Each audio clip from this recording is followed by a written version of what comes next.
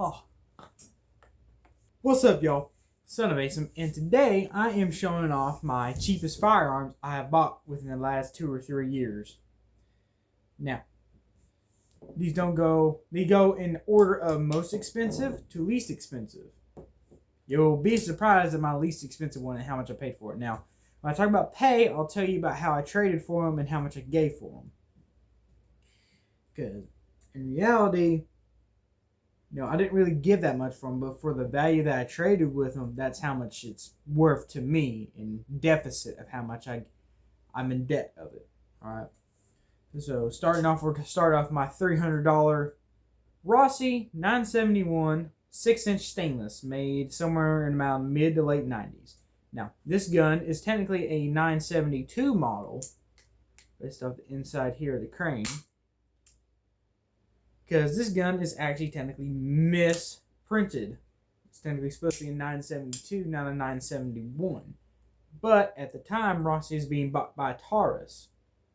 And it was just more or less chaos at the factory, so they just mislabeled it. This is one of my most favorite guns in my collection. It shoots very nicely, especially in single action. Oh man. Shoots really good. It's pretty accurate for what it is. And all in all, it's an absolute badass pimp gun. I mean, just look at it. Just pull that thing out. Everyone knows what you're on. So, how much did I give this for this gun? Well, there's an old guy that I met. He usually sells a bunch of guns. There's actually another gun here with the old dude that I'll show you right after this one. Actually, about this time last year is when I got this. Anyways, so the old dude in Dover had this gun. It'd be the day before Christmas. I remember that. I remember that day pretty well. Day before December. I remember that day pretty well. This gun. Oh, that's actually pretty cool. This gun was on there. He wanted $500 for this, which for this gun's value was at about $500-ish. I wasn't really wanting to, pay that much. It was more like $550, but whatever. So I had an old drone that I gave like maybe $20 for. I might even got it for free. It worked. I showed the old dude. I gave it to him. I told him, yeah, you could trade this for like $200. He's like, so you think I can sell this for $250? Yeah. He sold it. It's not there in the stable no more. So I traded that drone and $300 and walked away with this one. I love this gun to death. I've shot close to 200 or 300 rounds of .357 through it. It's gorgeous. It's mine. This is going to be mine forever. I love this gun. Next one would come from the exact same old dude. This is my 1935 1891 cavalry carbine Carcano in 6.5 Carcano. I have the clip for it as well. In that clip is the last bit of 6.5 Carcano that I own, because this gun is a novelty. I thought about using it as like a meme, going modern gun hunting with it, but finding lead tip 6.5 without making your own reloading stuff is very difficult. And these things aren't notorious for being very accurate, because they use the stupid Carcano system where with the V shape, instead of normal V like this, you drop your V like so, just barely touching it, like so. More like this way. This is how you would shoot it. You don't shoot it like this, you shoot it like this.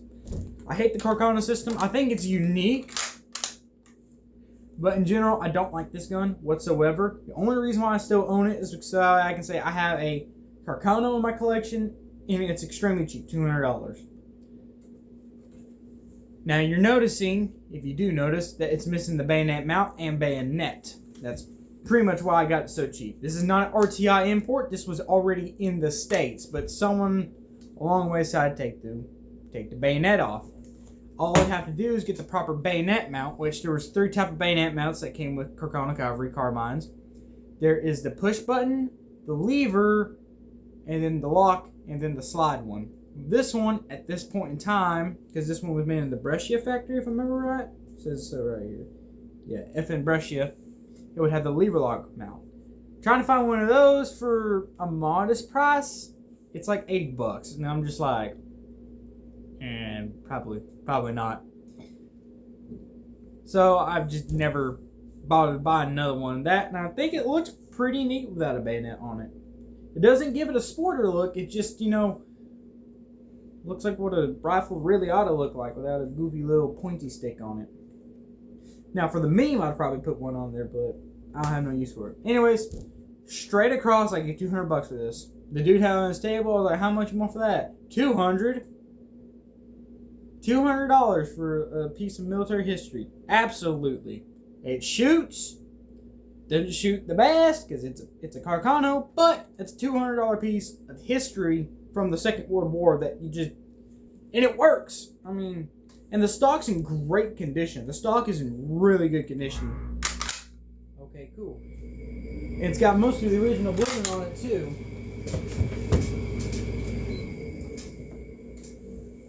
And it's got most of the original bluing on it too. There's no rust on it. The gun itself is in good condition minus the bayonet mount. It didn't come with the strap. I bought this myself. Otherwise, $200 for this, pretty good deal.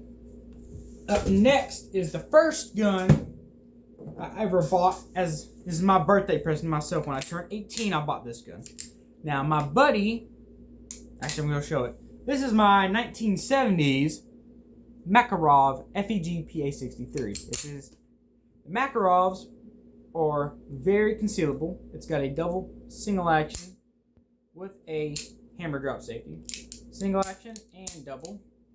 Straight pull, no slide lock, but there is a slide lock inside that you have to take your finger and pick up on, which is meant for empty magazines.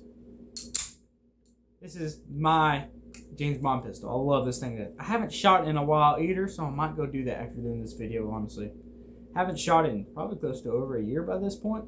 This used to be my carry pistol before I actually got some more money and actually bought myself a decent carry pistol, which is my Beretta that I carry everywhere now. Yes, I am the Italian firearms fan. Anyways, this gun here, my buddy's stepdad and mom got a divorce. He left a bunch of his guns behind. I helped him fix his Norinco SKS that for some reason had a really bad fouling on it. All I literally did was clean the gas piston up and put it in there, and it ran flawlessly. Because, you know, it's hard to kill a Soviet gun like that. So that, for a lot more money than what they were going to get for it, which was like maybe $300 because it didn't run, to $700-800. So he put a really good deal on this for me, and I only gave $200 for this gun. I love it to pieces. It shoots 9x18 Mac, which is not that hard to find. It's kind of like trying to find 45 long Colt. If I want to put it in like a rarity perspective, it's not that hard to find, but it's most big box stores, you're not going to walk in and find 9x18 Mac. You know, like at Wood's or Walmart, you're not going to find that there. Not Walmart because they're a bunch of sissy liberals. Sissy liberals.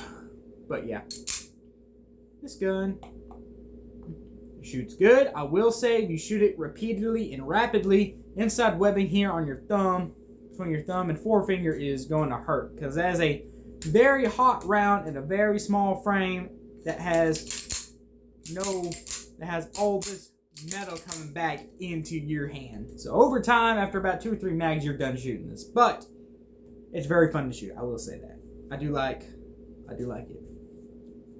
So this is my $200 Mac. I have a holster for it and 2 magazines for it. And the magazines do not line up with the guns, but they work. It does not like hollow points. You do not want to run hollow points on a gun. It hates them. My next gun, I gave $150 for it. This is my mid-2010s, I don't remember what date exactly, 2015, 2016, H&R partner pump. I bought this gun off my uncle, who at the time was wanting to downsize his collection. Now, this gun's got some cool history that you may have seen this on my very first YouTube videos on this channel. I haven't shot it in over a year since today. When I grabbed it, I was like, that thing hasn't been shot because it's hanging on my actual racks up on my wall rather than in my gun stand that I have. So I took it down, I shot it, and it shoots really good. I don't know why I don't use this more often. Maybe because it's not cool enough to be in videos, like how most people would consider. It's a duck gun. It's got a nice big old full choke on it. It's good for shooting birdshot and just destroying shit with cheap shells, which is why I use it for, destroying shit with cheap shells. Now I use that with the 88 or the vertical grip that I have now, or the double barrel. I have 4 12 gauges. I used to have 5 at one point, but it's a good shooting gun. See here, my uncle wanted to sell it. I gave $150 for this gun. This is a Remington 870 knockoff, but I will tell you right now, it shoots better than my buddy's 870 Express Mag. It really does. That, and I did my modifications to it. You know, I took all the internal parts out and smoothed it out. Like, I literally took a good whetstone and jeweler's polish, and she runs nice now. She runs very nice and polite. This gun I used in my videos when I destroyed the Dictator. That video's,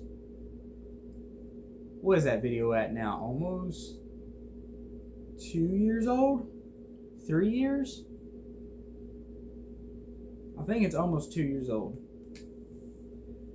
And I've done all kinds of videos with this gun. It was used as the firework gun, which that was about almost 3 years ago now. It used it shooting the Dragon's Breath rounds. One of my first like really big videos. I love this gun. This gun's got a lot of good memories with me. When my uncle owned this gun, and if you've ever seen my other family guns that I've shown, him, his brother, and my grandpa didn't really quite take care of their guns. They used them as good as tools, you know. Hammers, chisels, boat paddle, which is what this was used when it was duck hunting. They didn't care. They would put some oil or gasoline in it, run the motherfucker, and that's cleaning. That is all that cleaning is. Not me. I'm a bit more of a, I like my stuff nice and clean. Ew, grease. But you know, one of the vent ribs right here on the side is broke, but I'm not bothered by that. I might actually take a screwdriver and propane torch, heat that up and fix it one day, but I've just never been bothered to. It doesn't affect the sights at all. It doesn't do nothing. It's just some light damage. You can see the vent rib where it's bent at right here. Builds character. This gun, when it was used for duck hunting, was used as both a duck paddle, and when I took the plug out, there was a hickory stick shoved in as a shotgun plug.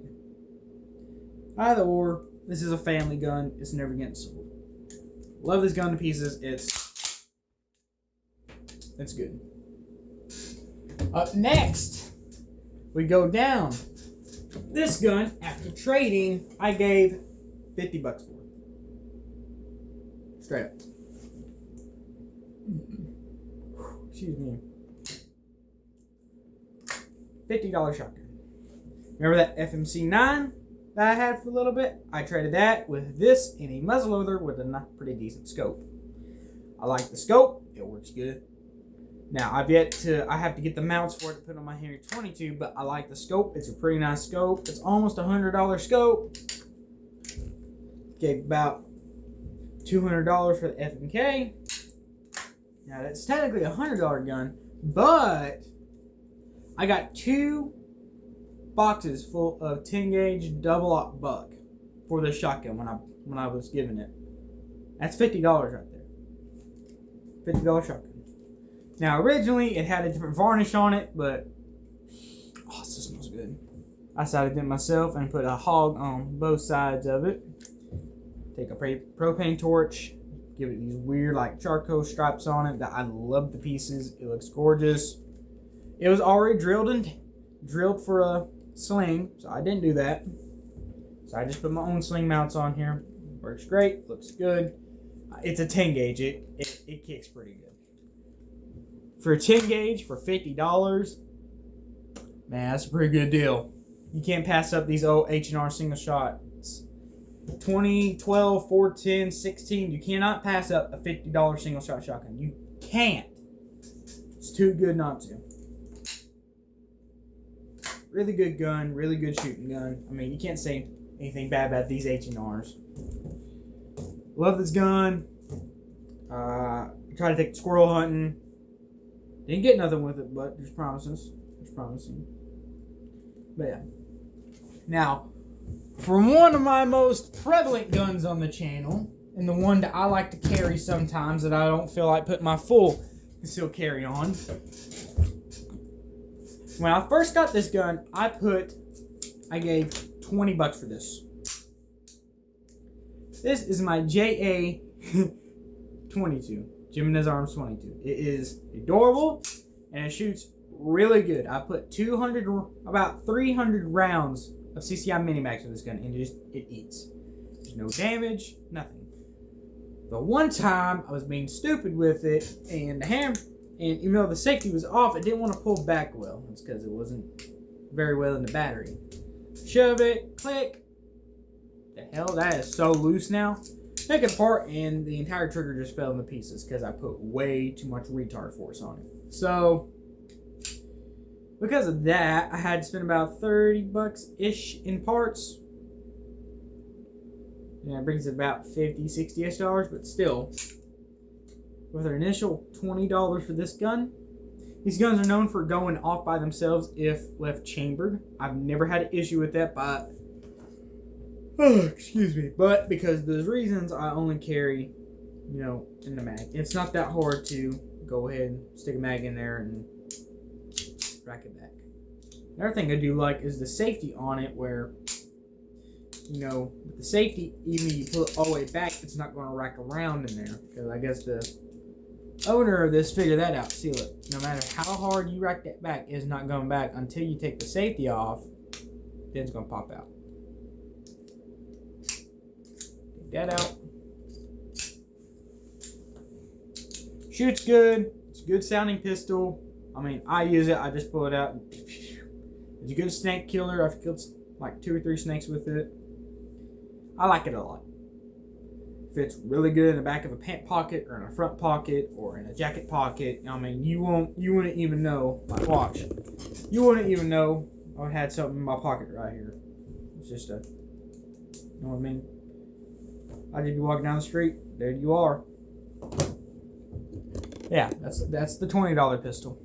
So, I don't know. Gun deals do exist, and you just gotta find it. Honestly, if you just trade stuff, you can get a deficit of $20 on a gun, like this one. But more than likely, you'll probably wind up with something more similar to this. $200. Help a buddy out or something. I mean, all in all, and stuff that I bought here, let's add that value. $200, $300, $500 up there. 6, 7, shut up.